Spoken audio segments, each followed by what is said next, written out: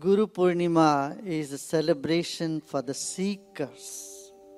Actually, it should be the seekers Purnima.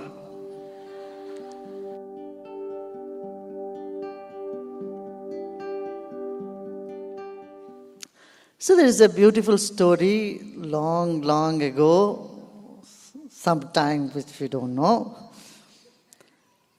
There were a group of seekers who want to know, who are looking for a guru. So they wanted guide, they wanted teachers, so they went in search for a guru. So they went to Brahmaloka. First they went to Brahma. So when they go to Brahmaloka in that planet, in that area, there was a lot of music, there was intellectual knowledge, and Brahma was very busy in doing lot of creative things. Innovation, creativity, music, dance, all this was there, and Brahma was so immersed in it. Doing new things every day, new type of butterflies, new species of people. So they went to the Vishnu Loka, the next planet, where Vishnu Loka they go, and there were guards who were guarding, because it's a place of wealth. Vishnu is maintainer, then he is maintaining the whole creation. He is busy in maintaining, taking care of the good ones and punishing those who are wicked, and he is so busy in doing all this organizing there. Because Brahma is only creating. Creation is done, innovation. Now maintenance department comes to Vishnu. And there it is lot of work. Maintenance is much difficult than creation. People can create, but maintenance needs a lot of effort. So there you had management, the whole management technique were there, and then now wealth. So there were guards. And these simple, sincere seekers were stopped by guards. When guards stop you, you know how much anger you get.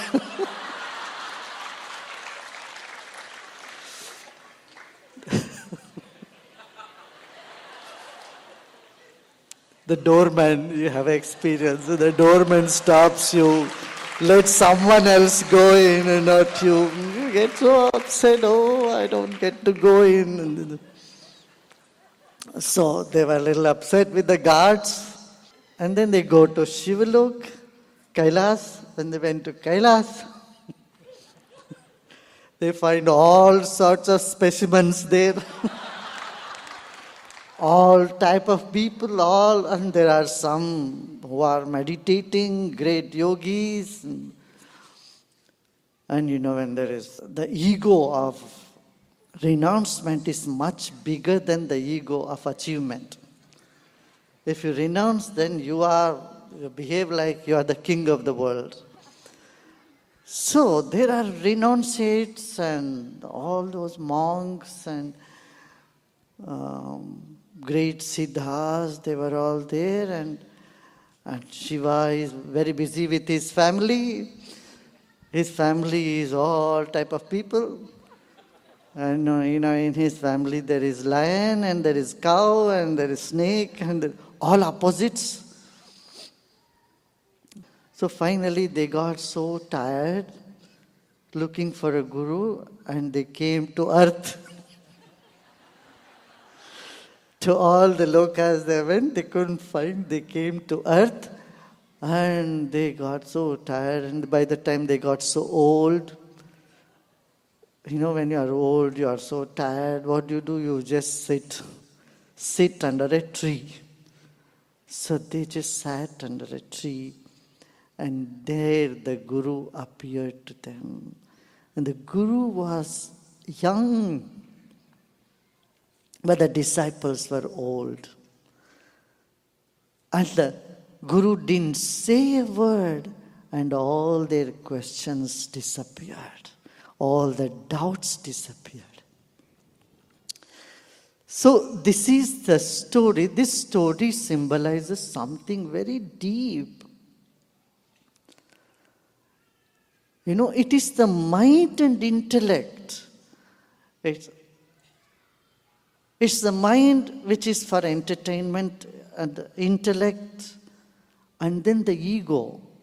When you go beyond these mind, intellect, and ego, because these are the three things that tire you, wears you out in the planet. It brings so many type of doubts in you, and desires in you, ambitions in you, and all these, the judgments. And these four people who are moving around with so much judgment in their mind, finally when they sat in front of the Guru, all their judgment disappeared. And that form of divine was called Dakshinamurti. Daksha means skill. Amurti means no form. The formless skill with which the Guru operates brings you to your goal. It's not through words, because you enter into that inner sanctum of heart.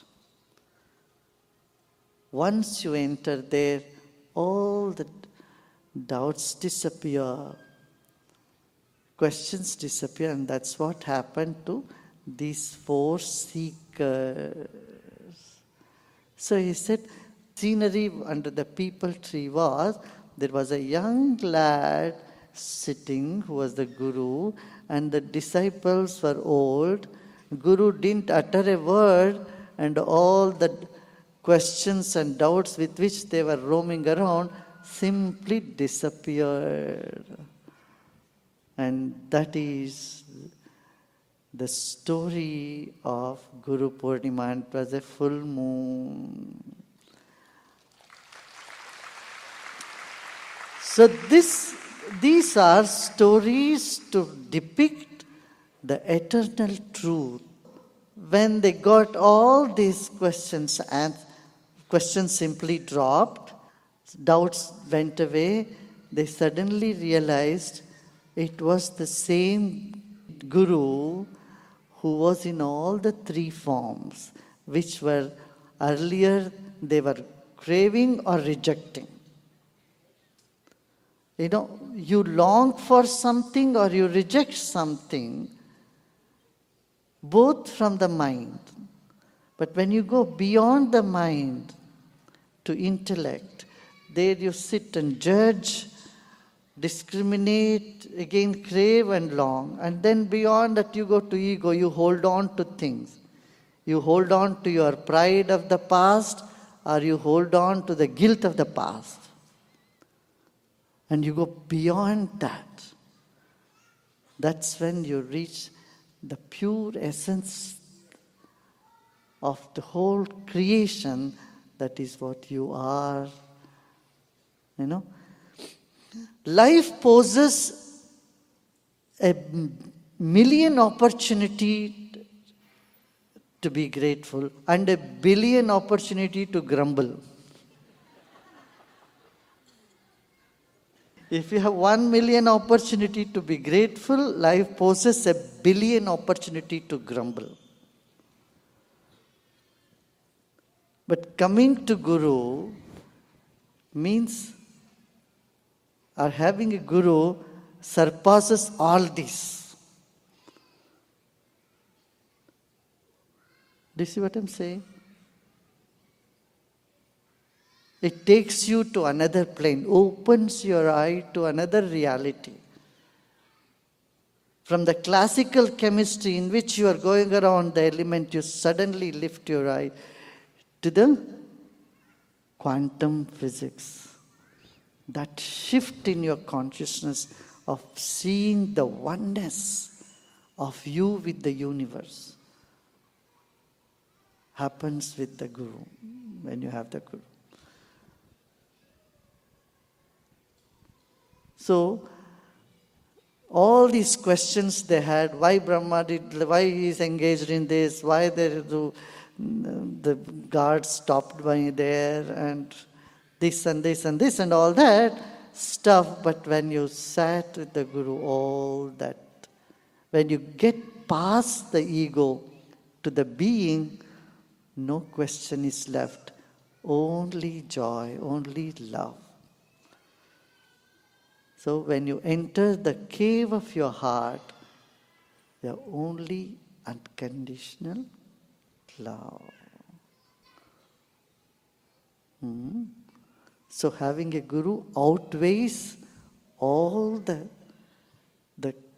grumbling complaints of life, and also all the things that you are grateful. When you say, I am so grateful, you're grateful for something, right? So that something is bigger than the thing for which you are grateful to. Guru simply means the biggest, the highest nature of your being. Yeah. This is called Guru Mandala. I mean, Srinathadi Gurutrayam. There are three gurus. One is the physical form of the guru. Second is the subtle energy of the guru. Third is the causal or the invisible guru. And by compassion, the invisible guru comes as the subtle and then as a human form. So these are three bodies of the Guru. Yeah? It's a beautiful knowledge. A beautiful knowledge.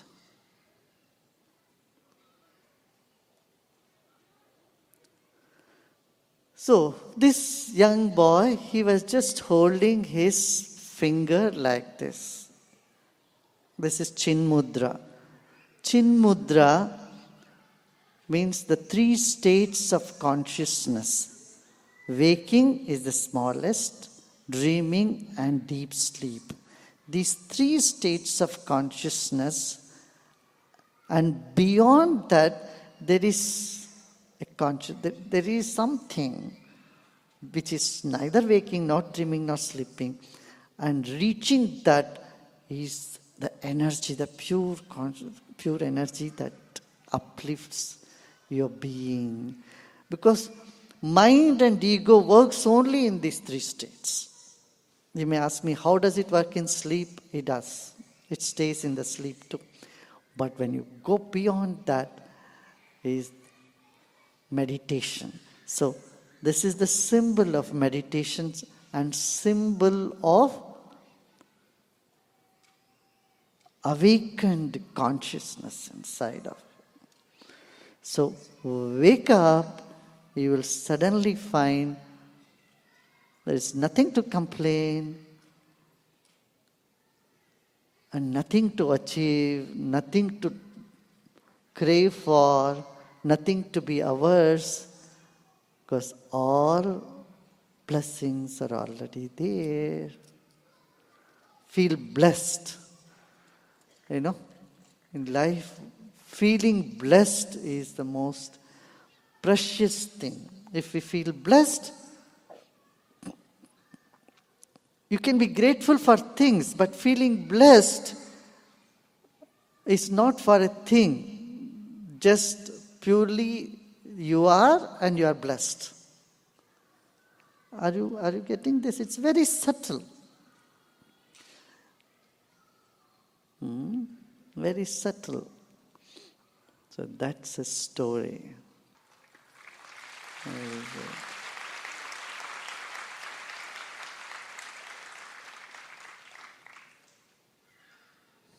So when you go to Guru, there you go with some you go for some entertainment, it's okay. Around Guru you find music, art, skills, some entertainment. And, or you go to Guru for some gains, this desire to be fulfilled or that desire to be fulfilled. Fulfillment of desires, okay, that is done, so all happen. And then position and power, that brings you ego. I have this position, I am that position. Position and power is really something that can trap you. So if you get stuck in any one of these levels, then you are not reaching to the Guru. This is getting stuck in the Guru Mandala. You get stuck there and then you go, oh, me, mine, ego, all that stuff. This finger symbolizes of that. Me, mine, my individuality.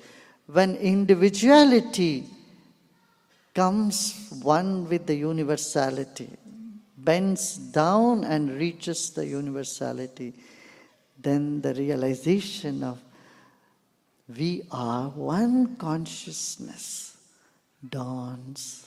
That is the secret of Chinmudra. Just by sign. Signs is me, mine. Just bend a little bit and reach out to that. This symbolizes victory, right? Always victory to that. Then what? You win over. It's not discarding. It's not discarding mind, intellect, memory, ego, all that. But not getting stuck in them and going past them is where the knowledge dawns, where the wisdom dawns in our life. Yeah. A true scientist sees people as not people, but everyone as just wave function, as a form of waves. But when you come to the practical level, then you see, okay, this so and so, you have your identity card, you have your biometrics, you do all that stuff. But from another plane, you see one life force, one consciousness permeating the whole creation.